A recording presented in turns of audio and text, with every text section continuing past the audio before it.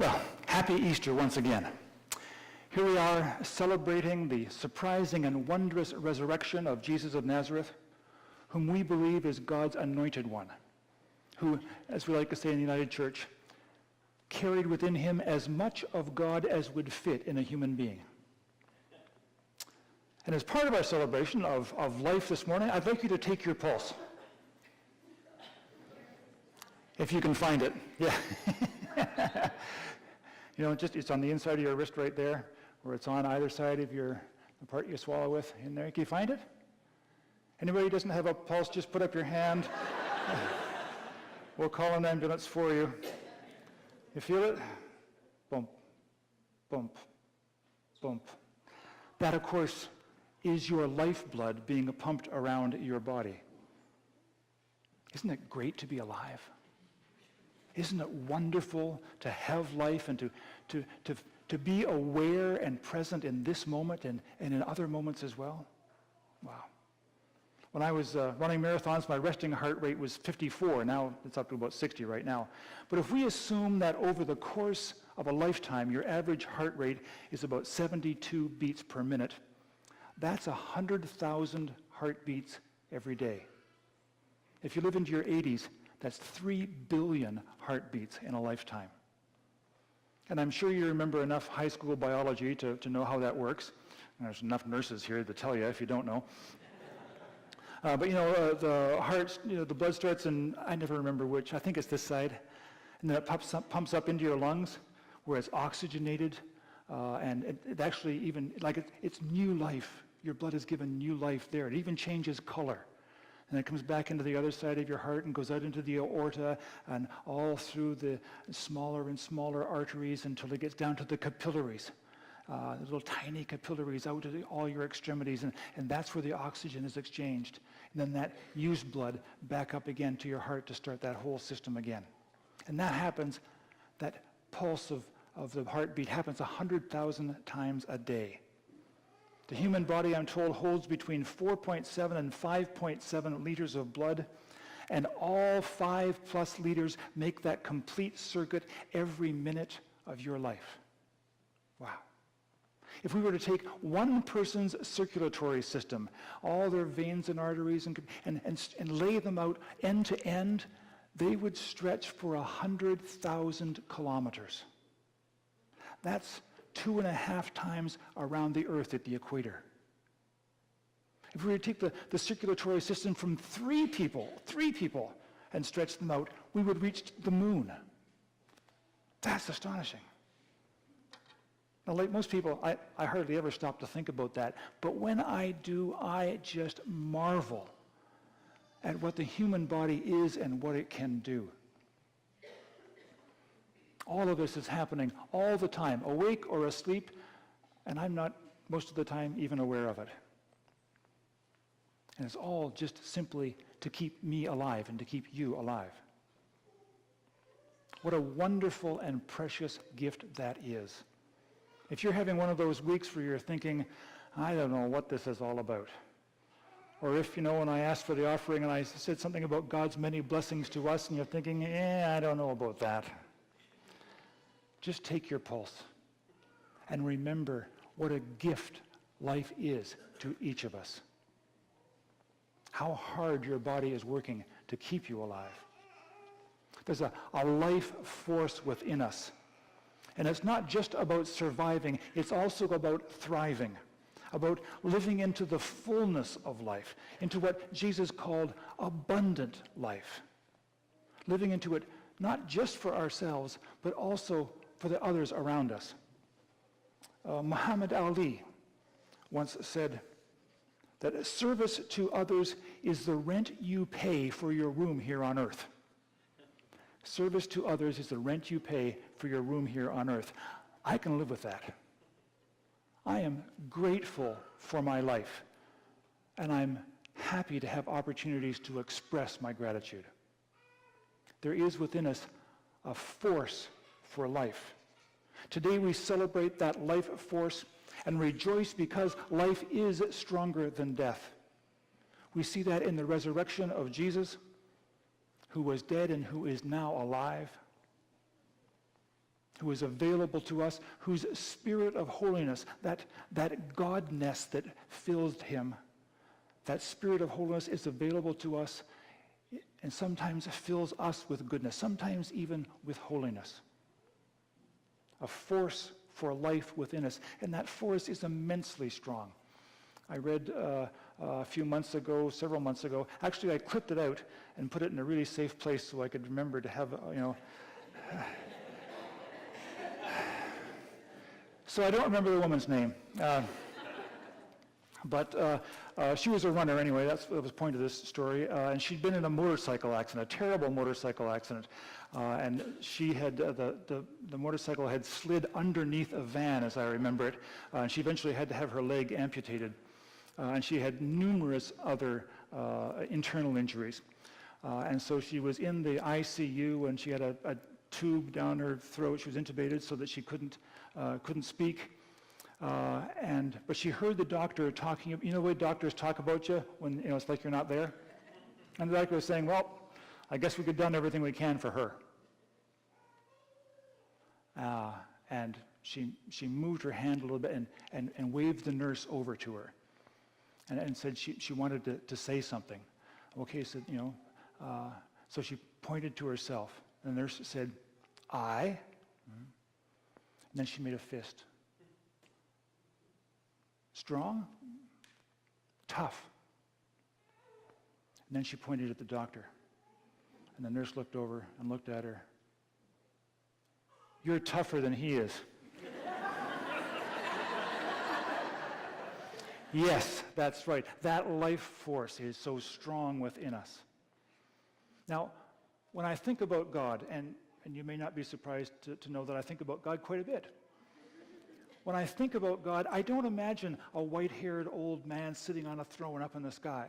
That's a valid biblical metaphor for God, but it's not one that speaks to me. And I have to say that my faith wanders around a little bit, and probably like everybody else's. And so my image of God changes. And sometimes that image goes right back to the beginning, right back to my very first image of God that I had when I began my journey of faith. And that image is this, that God is the life force of the universe. Now, I didn't know it at the time, but I was trying to put into words what the great theologian Paul Tillich meant when he said that God is not a being, but rather the ground of all being. That life force is immensely powerful. It is irresistible. It is unquenchable. If you've ever seen a weed poking through the asphalt in a parking lot, you know what I mean.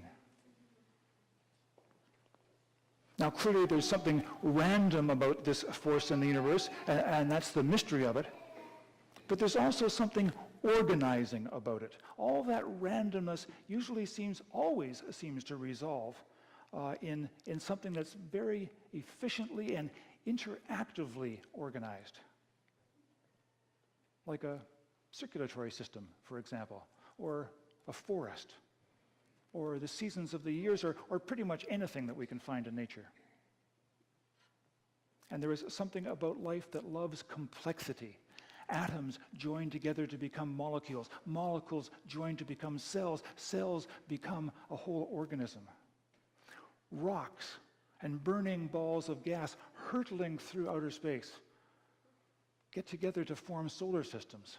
And those solar systems gather themselves in galaxies. The universe thrives on turning randomness into organization and complexity. And diversity. Scientists have named about 400,000 species of beetles on this planet. And they haven't stopped yet. They think there may be as many as 1 million different species of beetles. Who really cares?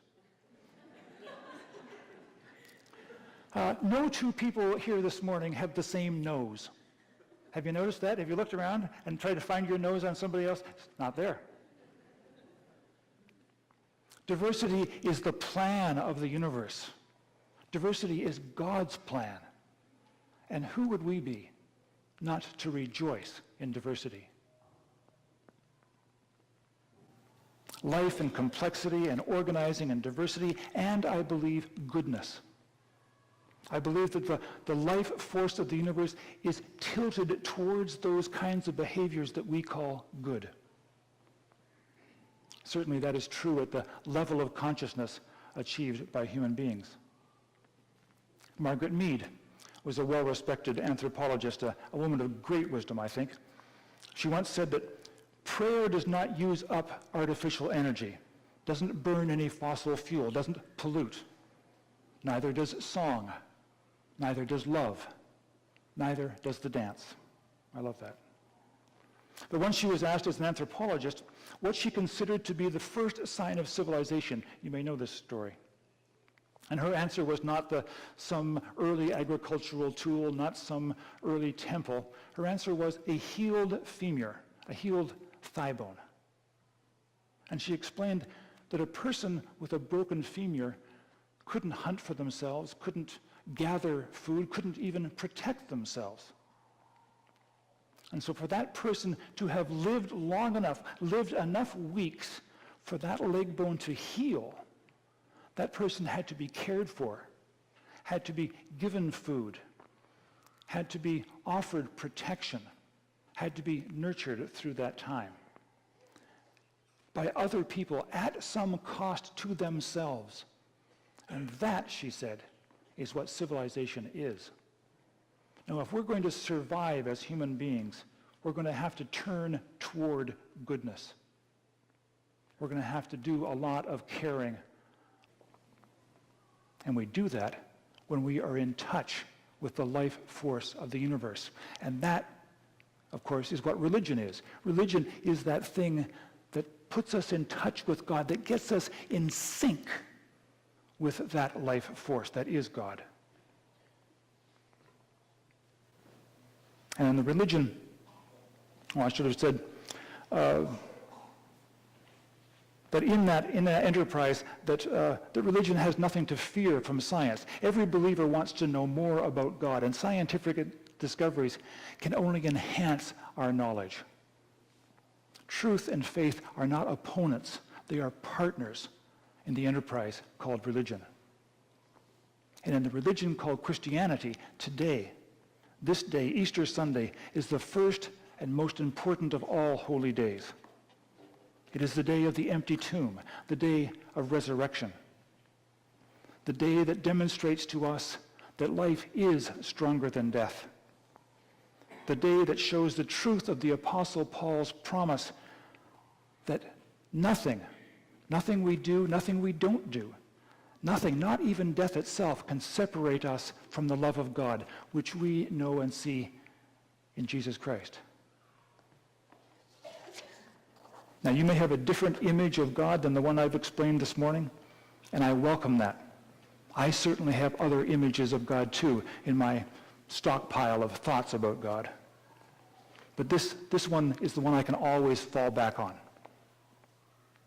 Easter isn't about trying to prove that Jesus rose from the dead. It is about embracing new life, the force for life. Because we don't prove life, we live it. We don't talk about new life, we gladly receive it. Hallelujah. Christ is risen. He is risen indeed. And as surely as your heart is beating out a pulse, the force of life that cannot die, the force of love that cannot be defeated, is pulsing through all creation, making all things new. Let us receive that new life, that fullness of life, because it is for me and for Joey and for you and for all of us, for our neighbors, whether they be near or far away, wherever they are. And we give thanks to God for that. Amen.